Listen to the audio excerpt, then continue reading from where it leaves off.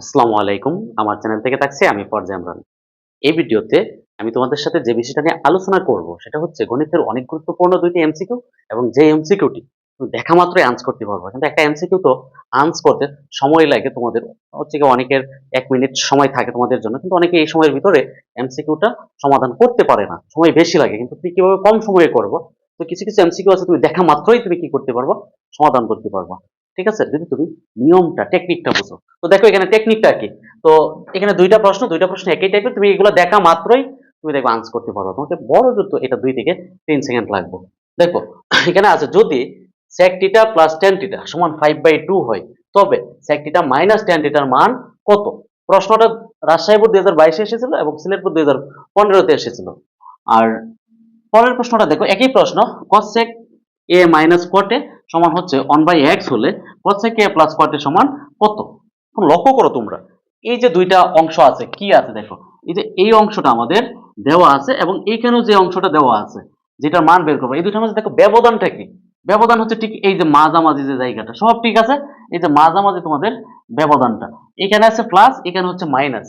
এই যে এই ধরনের যে রাশিকে মানে ২ টা রাশি যদি এই ধরনের থাকে এটাকে বলে অনুবন্ধী রাশি। যেমন a প্লাস b, এই যে রাশিটা আছে, হ্যাঁ, এইটার অনুবন্ধী রাশি হচ্ছে a মাইনাস b। ঠিক আছে?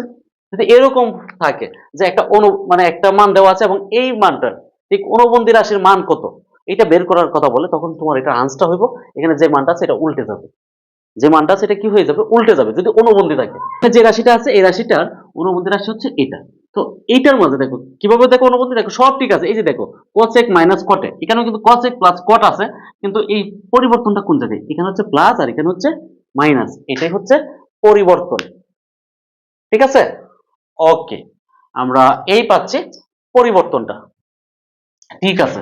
তো এখন তার মানে কি? দেখো প্লাস মাইনাস ব্যবধান থাকলে আমরা বুঝতেছি এরকম ফরম্যাট, একটা আরেকটা অনুবন্ধী রাশি। আর অনুবন্ধী রাশি হলে এই মানটা কি হবে? উল্টে যাবে। তাহলে আমরা যদি এইটার ক্ষেত্রে আনস দেখি, এখানে কি আছে? এখানে কি যদি sec θ প্লাস tan θ সমান 5/2 হয়, আমার sec θ মাইনাস tan θ মান বের করতে হবে। ঠিক আছে? তো এই মান বের করতে গেলে এটার মান হবে কি? এটা উল্টা। এটা উল্টে গেলে কি হবে? 2/5। তো 2/5 যেটা আছে এটা হচ্ছে আনস। আর এটার ক্ষেত্রে কি হবে? এই মানটা দেওয়া আছে কত? 1/x। যেহেতু এটা অনুবন্ধী রাশি তাহলে এটা উল্টে গেলে এটাকে যদি তুমি উল্টাও তাহলে উপরে যাবে x, নিচে থাকবে 1। মানে নিচে 1 লিখতে হয় না, তো এটা ফলাফল কত হইব? x। এটা হচ্ছে আনস। ঠিক আছে?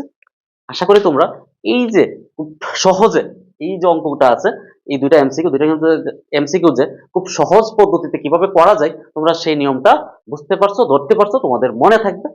তো ধন্যবাদ তোমাদের সবাইকে। ভালো থেকো সবাই।